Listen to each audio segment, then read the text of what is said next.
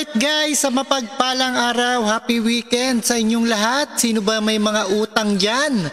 Magbayad na kayo, ayan. Pwede bang kasuhan ng isang tao dahil hindi nakakabayad ng utang? Ayan, kung ang isang tao ay hindi nakakabayad ng utang, pwede bang kasuhan? Pwede naman kaya kasuhan ng isang maniningil na naghaharas ng paniningil?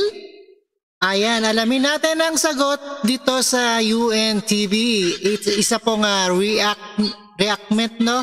At panoorin po natin para sa mga may utang. Alright guys, no other pardo, let's go. At panoorin guys. Let's go.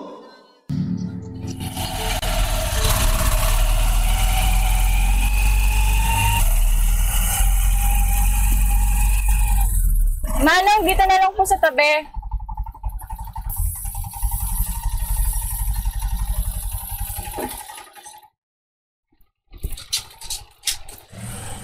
Ayan. Tao po, Dina. O, Nina, napadalaw ka. Tara, pasok ka sa loob. Bakit biglaan? Anong nangyari? Hindi na pasensya ka na. Kailangan ko ng pera. May emergency kasi sa bahay. Nangungutang sana ako sa'yo. Gamitin muna natin yung pera sa paluwagan. Pero Nina, ibalik mo din sa katapusan ng buwan para maibigay ko dun sa sasahod sa susunod na buwan ng paluwagan. Oo, Dina. Gagawa ko ng para maibalik sa lalong madali ka. Maraming salamat, Nina.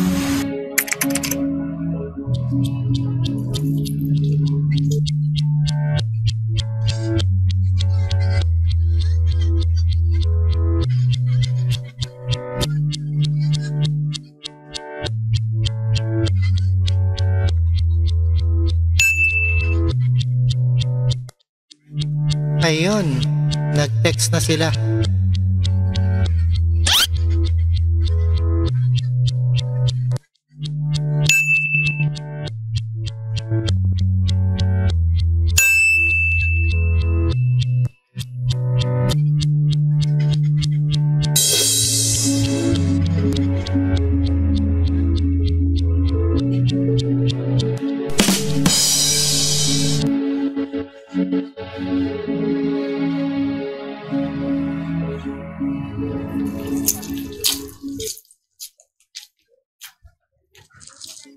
Hoy, Dina! Lumabas ka dyan! Ibalik mo yung pera namin! Magnanakaw ka! 2 buwan ka na namin di nakikita. Kailangan din namin yung pera namin.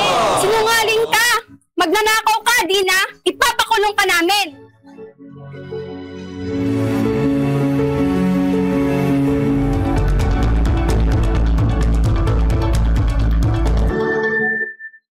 Yung legal scene na yan ay base po sa katanungan po na legal ni Dina. Okay, so ito na yung question niya, Ma'am Ani. Pwede po bang i-charge ng emotional stress ang isang tao dahil sa utang? Okay. At upang sagutin yan, narito ang isa sa mga abogado ng Abo Law Firm. Yes, we have Attorney Josel Joy Suero. Hello, Attorney Josel. This is Attorney Dot Hidro Anita. Welcome back po. Good afternoon. Attorney Dot. Good afternoon, Ma'am Annie. Good afternoon po. Ayan, Attorney. Yes. Interested tayo na malaman kung ano yung sagot. Ayan, alamin na natin. Ha? Attorney, go ahead please. Okay po, Ma'am Annie. Para po kay Ma'am Dina, ang kasagutan po sa kanyang tanong ay hindi po natin pwedeng i-charge ang isang tao dahil po sa utang. Dahil po yung kay Ma'am Dina, ang kanya pong kaso ay siya po ay hinaharas. Hinaharas na po siya dahil hindi na po siya makabayad ng utang. Ang tawag po dyan sa psychology ay death stress syndrome po. At ito po ay isang kondisyon kung saan nagdudulot na po ng mental, emotional, and physical stress problems. Yung mga bagay na tulad nga po ng utang, nagiging detrimental na po siya sa ating health.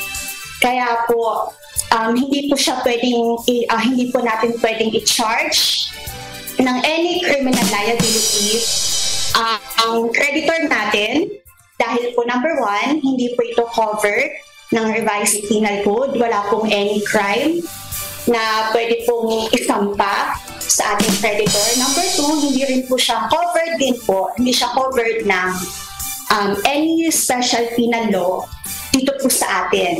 Yun po, Ma'am Annie, Attorney Dot.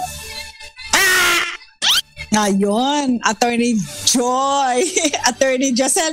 Attorney Giselle, siguro sa mga nanonood sa atin, no, ang mas importante sa kanila na malaman is ano ang magiging solution nitong inutangan. Hindi naman siya bayad ng bayad. Kaya nga sila nagagalit Diba? Kaya nga siya parang binubuli dahil di siya nagbabayad.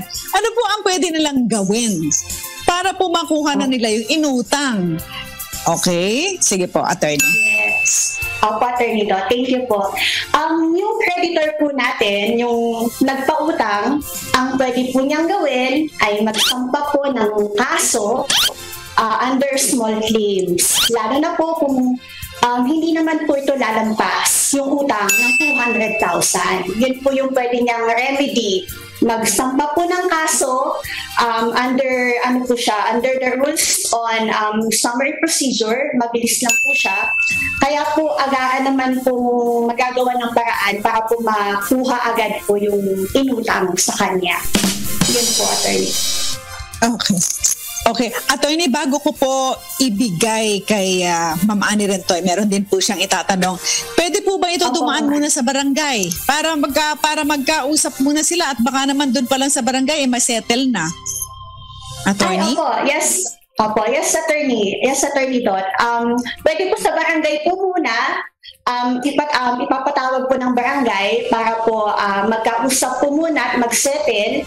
And then, if ever po na hindi po magkaroon ng settlement under the barangay, ayun, pwede na po siyang dalhin po sa korte po. Alright, napakinggan po natin itong sa UNTV regarding sa utang. Ayan, kaya mahirap mangutang, kailangan magbayad. At maraming salamat sa inyong lahat and peace out.